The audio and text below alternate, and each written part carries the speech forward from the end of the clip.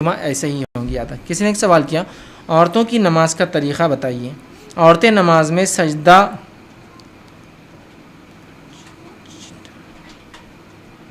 چپٹا کر کرتی ہے، چپکا کر کرتی ہے، اس کو کر سکتی ہے کیا؟ اور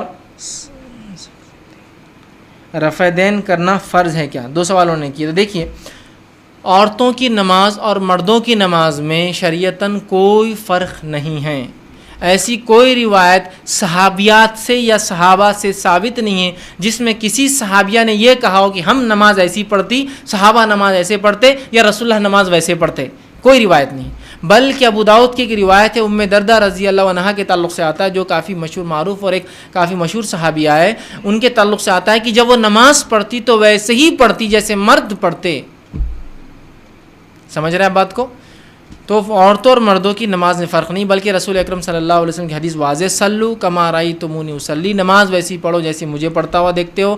صحیح بخاری کی روایت، اسی طرح صحیح بخاری میں فرمایا، حج ویسے کرو، حج کے ارکان جیسے مجھے کرتا ہوا دیکھتے ہو۔ ٹھیک ہے، تو لہٰذا ہمیں فرض عبادتیں پوری رسول اکرم صلی اللہ علیہ وسلم کیسے کرتے ہیں ویسے کرنا ہے۔ جو روزے کے تو کوئی خاص مسائل ہے نہیں، زکوٰۃ بھی بہت آسان ہے سمجھنا، ان دو عبادتوں کا، ایک حج ہے اور دوسری نماز ہے۔ ٹھیک ہے، تو ویسے کرنا جیسے رسول اکرم صلی اللہ علیہ وسلم کو پڑھتے ہوئے دیکھا گیا ہے، یاد رکھیے۔ اور صحابہ کی گواہیاں ہمارے پاس بہت ساری موجود ہے کہ آپ صلی اللہ علیہ وسلم کیسی پڑھتے تھے۔ تو عورتوں اور مردوں کے نماز میں فرق نہیں ہے، لیکن اگر کوئی کہے کہ اب آج کے زمانے میں کیسا کرے، تو میں مردوں کو یہ مشورہ دیتا ہوں کہ آپ عورتوں کی جیسی نماز پڑھیے۔ وہ زیادہ سنت سے قریب پڑھتی ہے، ہاتھ سینے پر باندھتی ہے، پہلا قاعدہ سیدھا کرتی ہے، دوسرے قاعدے میں تورک کرتی ہے، پیر نیچے سے ڈالتی ہے، تو ان کی نماز زیادہ قریب ہے سنت سے بنسبت مردوں کی، یاد رکھی۔ ٹھیک، بہت سے لوگ یہ بھی وہ کرتے نہیں، عورتوں اور مردوں کی نماز میں فرق ہے، تو میں کہتا ہوں ٹھیک، ہم تعصب پر بات نہیں کرتے ہیں۔